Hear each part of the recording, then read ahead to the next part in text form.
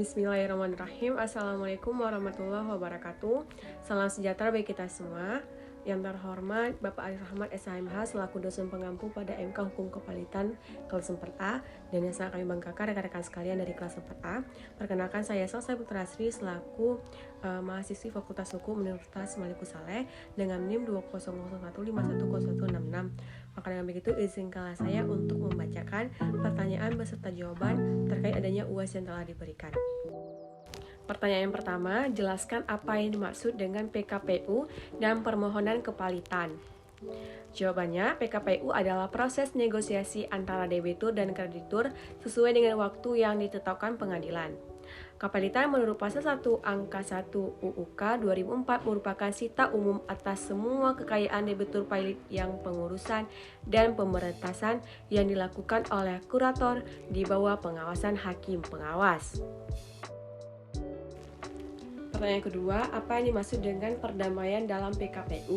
Dan apakah para pihak dapat menggugat hasil perdamaian yang telah dihasilkan ke lembaga lainnya seperti BANI atau lembaga lain? Jelaskan. Maka jawabannya, perdamaian dalam PKPU menawarkan cara-cara pembayaran seluruh atau sebagian utangnya sebagai upaya menghindari kepalitan, sehingga perdamaian berlaku secara hukum dan mengikat para pihak diperlakukan pengesahan perdamaian dari pengadilan niaga.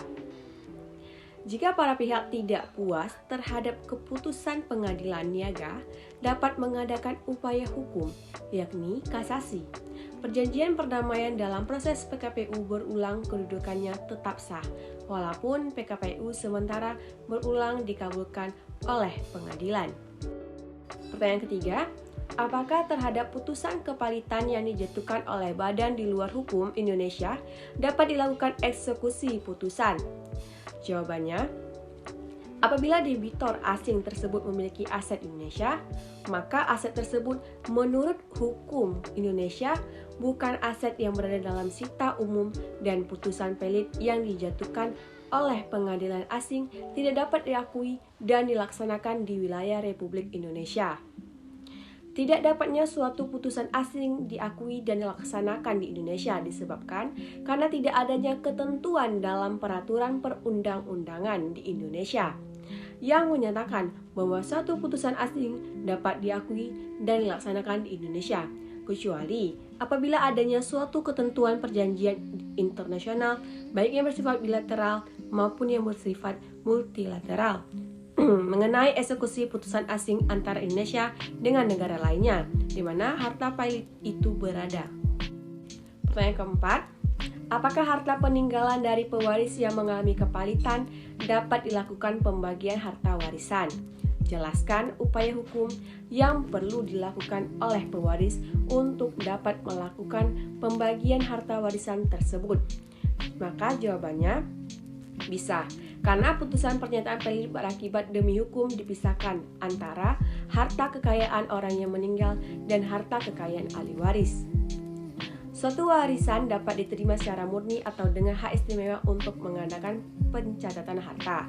Ahli waris diberi hak dalam jangka waktu 4 bulan setelah ia membuat pernyataan.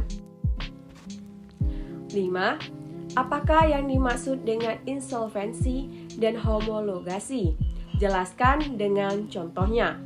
Maka jawabannya, insolvensi adalah insolvensi yaitu ketidakmampuan seseorang atau badan untuk membayar utang tepat pada waktunya atau keadaan yang menunjukkan jumlah kewajiban melebihi harta, sebagaimana contohnya seseorang atau sebuah perusahaan dinyatakan berada dalam kondisi insolven apabila tidak dapat melunasi utang kepada pihak-pihak yang menjadi kreditur, bukan hanya satu kreditur, namun semua kreditur sebagai pemberi pinjaman.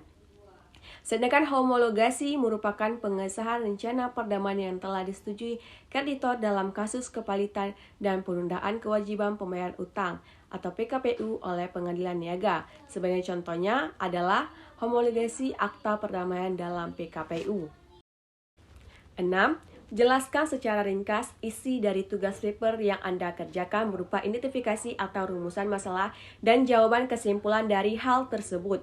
Maka jawabannya di sini saya mengambil judul mediasi dalam kepalitan, di mana di sini memiliki rumusan masalah. Yang pertama, bagaimana peran kurator atas kewajiban untuk melaksanakan tugas pengurusan dan atau pemberesan harta pailit.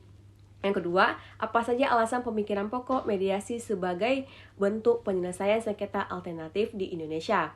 Maka di sini kesimpulannya bahwa mediasi merupakan salah satu alternatif penyelesaian sengketa, termasuk di dalamnya adalah persengketaan dalam pembagian harta pailit oleh kurator sebagai organ yang bertugas untuk mengurus dan membereskan harta pailit debitur kepada para krediturnya.